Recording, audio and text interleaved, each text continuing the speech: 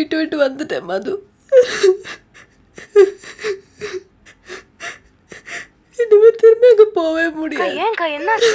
என்ன பிரச்சனை உங்களுக்குள்ள? எங்களுக்குள்ள எந்த பிரச்சனையுமே இல்லைடா.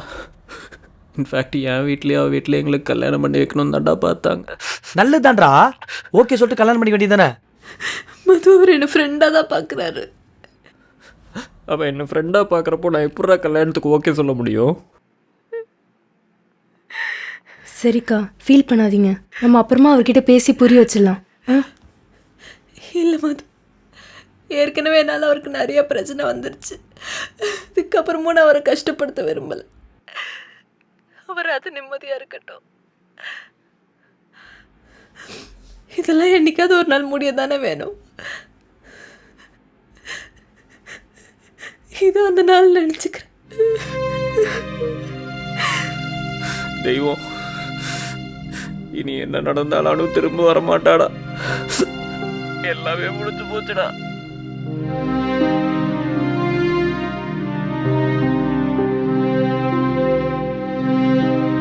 ஆச்சி அதிரசமா விடுங்க, கையில தட்டி சூடான எண்ணெயில பொரிச்சா அதிரசம் ரெடி.